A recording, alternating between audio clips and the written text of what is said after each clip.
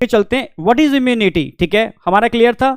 फिर बताया था हमने कि अगर इम्यूनिटी को हम डिवाइड करते हैं तो 3 लाइन ऑफ डिफेंस या 2 टाइप में डिवाइड कर सकते हैं, इनेट इम्यूनिटी और एक्वायर्ड इम्यूनिटी। इनेट इम्यूनिटी बेटा जो बाय बर्थ, ठीक है, गॉड गिफ्ट हमें मिली हुई है, बर्थ होते ही बच्चे को जो प्रोटेक्ट करने में हेल्प करती है, इनेट इम्यूनिटी, ठीक है। और एक्वायर्ड इम्यूनिटी मैंने बताया था जब बेबी एटमॉस्फेयर में आता है तो इन्फेक्शन से जो इम्यूनिटी जनरेट होती है एक्वायर्ड है, या वैक्सीनेशन, आप समझ रहे हो, ये सब किसमें एक्वायर्ड जो स्पेसिफिक होती है। तो अगर हम बात करते हैं innate immunity non specific, acquired immunity specific होती है, पहली बात समझना मेरी बात। अब इनेट को हमने 2 लाइन ऑफ डिफेंस में डिवाइड किया, एक्वायर्ड को हमने 1 लाइन ऑफ डिफेंस में डिवाइड किया। तो इनेट को हम फर्स्ट और सेकंड लाइन ऑफ डिफेंस में डिवाइड कर सकते हैं और एक्वायर्ड को हम थर्ड लाइन ऑफ डिफेंस में डिवाइड कर सकते हैं, ठीक है। अगर हम first second third line of defence की बात करते हैं तो फर्स्ट लाइन ऑफ डिफेंस ध्यान रखना है आपको, नॉन स्पेसिफिक, सबके लिए समान है, पर एक्सटर्नल होता है, बाहरी सुरक्षा, ठीक है। जबकि सेकंड लाइन ऑफ डिफेंस की बात करते हैं वो भी सबके लिए समान होता है, पर आंतरिक सुरक्षा, समझ रहे हो ना मेरी बात, यानी इंटरनल प्रोटेक्शन, इंटरनल इम्यूनिटी, ठीक है। जबकि अगर हम बात करते हैं थर्ड लाइन ऑफ डिफेंस जो समान नहीं होता, मींस स्पेसिफिक होती है, पर्टिकुलर पैथोजन के लिए स्पेसिफिक होती है, वो है specific immunity. Third line of defence acquired immunity, ठीक है, पहली बात स्पेसिफिक होती है और इंटरनल होती है। तो एक तो ये क्लियर हो गया। अब बात आती है फर्स्ट लाइन ऑफ डिफेंस में क्या क्या आता है भाई, physical barrier and physiological barrier. Physical barrier के अंदर समझ में आ गया क्या क्या इंक्लूडेड है, हमारी स्किन और हमारी म्यूकस एपिथेलियम, ठीक है, मेम्ब्रेन। और फिजियोलॉजिकल बैरियर में क्या आता है, आप समझ गए, इनके सिक्रेशन, ठीक है, लाइक सलाइवा, लाइक टीयर्स, ठीक है, लाइक HCl इन स्टमक, ये किसमें आ गया, फिजियोलॉजिकल बैरियर, ठीक है। फिर बात करते हैं सेकंड लाइन ऑफ डिफेंस जिसमें हमने सेलुलर बैरियर बताया, हमने इन्फ्लामेटरी बैरियर बताया आपको, जिसके अंदर हमने इंटरफेरॉन बताया आपको, बहुत इंपॉर्टेंट था, जिसके अंदर हमने फीवर बताया आपको, ठीक है। तो ये क्लियर है। सेलुलर बैरियर के अंदर भाई WBC आ गए सारे के सारे, ठीक है। WBC की बात करते हैं स्पेशली उसमें भाई फैगोसिटिक सेल और नॉन फैगोसिटिक सेल, बस नॉन फैगोसिटिक सेल मत भूल जाना, ठीक है। नेचुरल किलर सेल जो आपके लिए नए हैं, बात बाकी के तो फैगोसिटिक सेल आप जानते हो, न्यूट्रोफिल्स और मोनोसाइट, उसमें तो कोई दिक्कत है ही नहीं। नेचुरल किलर सेल जो होते हैं वो नॉन स्पेसिफिक में आते हैं, पर वर्क करते हैं किसके अगेंस्ट, कैंसर सेल और वायरस इन्फेक्टेड सेल। एक बात तो ये ध्यान रखनी है आपको, कैंसर सेल और virus infected cell, okay okay okay okay, ठीक है, बिल्कुल सही। कोशिश किया करो जब लेक्चर चल रहा हो ना तो चैटिंग मत किया करो, बिल्कुल स्टॉप हो जाया करो, ठीक है, बिल्कुल स्टॉप, एकदम आंखें गड़ी हुई सामने, एकदम फोकस्ड, समझ रहे हो ना मेरी बात, चील की जैसी निगाह, एकदम फोकस्ड अपने टारगेट पर, ठीक है, और रिवीजन के टाइम पर खास तौर से, ठीक है। तो चलो ये क्लियर था। अगर हम बात करते हैं, ठीक है भाई, सेलुलर बैरियर हमारे क्लियर हो गए, इसमें नेचुरल किलर सेल ध्यान रखने हैं आपको। अगर हम साइटोकाइन बैरियर की बात करते हैं तो साइटोकाइन बहुत टाइप के हो सकते हैं, बताया था, interferon, interleukin etcetera, but interferon आपके सिलेबस में है। इंटरफेरॉन की बात करते हैं तो मैंने बताया था जब भी कोई वायरस से इन्फेक्शन होता है किसी सेल को, यानी वायरस इन्फेक्टेड सेल कुछ प्रोटीन्स रिलीज करती है, नॉर्मल सेल रिलीज नहीं करती, ध्यान रखना, ओनली वायरस इन्फेक्टेड सेल। जब वायरस से इन्फेक्शन होगा तब वो प्रोटीन रिलीज होती है, और वो प्रोटीन क्या काम करती है, वो नॉन इन्फेक्टेड सेल को, किसको, नॉन इन्फेक्टेड सेल को प्रोटेक्ट करती है जो अपने आसपास होते हैं, किससे, अगेन उस वाले वायरस के इन्फेक्शन से, ठीक है।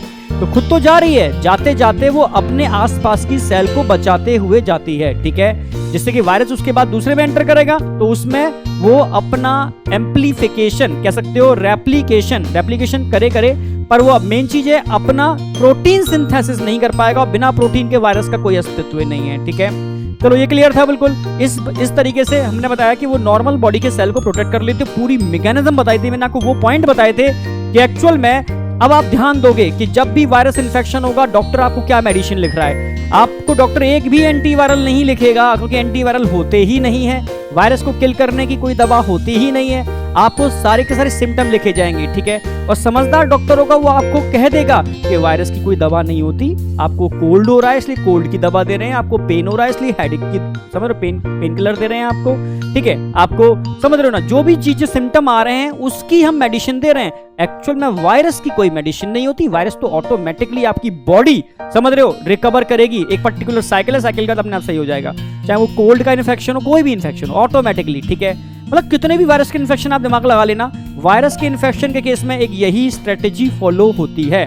हाँ कुछ लीथल वायरस होते हैं तो कहीं ना कहीं उनके लिए वर्क चल रहा है, पर उसमें भी इंटरफेरॉन लोग यूज कर रहे हैं, ठीक है, एडिशनल इंटरफेरॉन देते हैं। जैसे हेपेटाइटिस बी के केस में मैंने बताया इंटरफेरॉन का यूज होता है, ठीक है, और बहुत सारे केसों में, जैसे अभी कोरोना चला था, कोरोना में लोगों ने इंटरफेरॉन दिए। तो इंटरफेरॉन कभी भी वायरस को किल नहीं करते, मैंने साफ साफ बोला था, ठीक है, ये बस उस वायरस का, समझना मेरी बात, जो नॉर्मल सेल्स होते हैं उसमें जो एंट्री होती है, उस एंट्री के बाद जो भाई क्या करता है, वो प्रोटीन बनाता है, प्रोटीन सिंथेसिस मैकेनरी यूज करता है, तो बस प्रोटीन फॉर्मेशन नहीं कर पाता, बस यही है। आप समझ में आ गया होगा। अब आपके दिमाग में कंसेप्ट क्लियर है कि यार वायरस को मारने की वाकई में कोई दवा नहीं होती।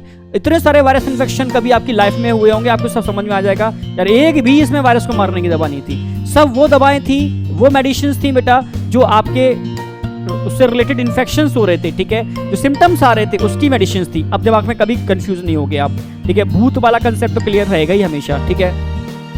फाइनली हमने इसके बाद बात की थी भाई, ठीक है, हमारा ये क्लियर हो गया। इंटरफेरॉन मैंने बताया था बेटा, ध्यान रखना, स्मॉल प्रोटीन्स होते हैं जो, ठीक है, कह सकते हो वायरल ट्रांसलेशन को ब्लॉक करने का काम करते हैं हेल्दी सेल के अंदर।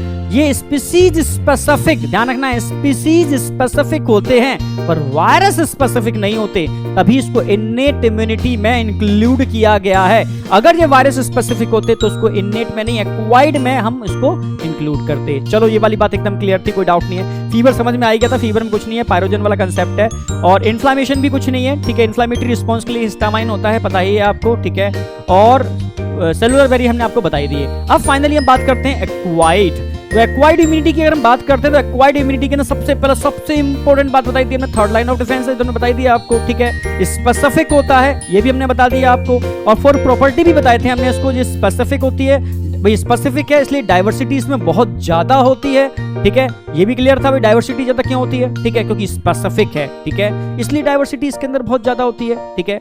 तो मेन भाई ये सिम्टम थे इसके। और अगर हम बात करते हैं एक्वायर्ड इम्यूनिटी की, तो हमने सबसे पहले क्या बताया था इसके अंदर, लाइन ऑफ, ठीक है, इम्यून रिस्पॉन्स, जो एनसीईआरटी में स्टार्टिंग में दे रखे हैं, प्राइमरी इम्यून रिस्पॉन्स, सेकेंडरी या first immune response, second immune response.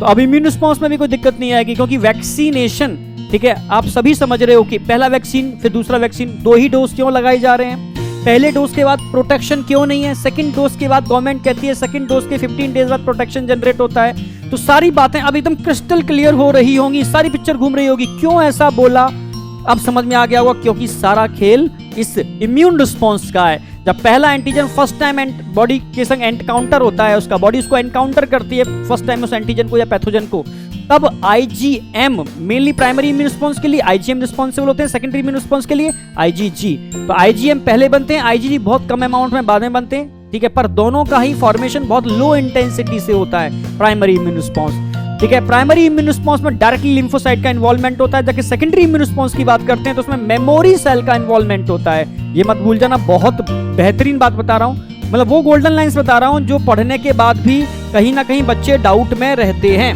तो गोल्डन लाइन समझते जानिए, आपको मेन गोल्डन लाइंस क्या है, ठीक है, किसमें किसका इन्वॉल्वमेंट है, ठीक है,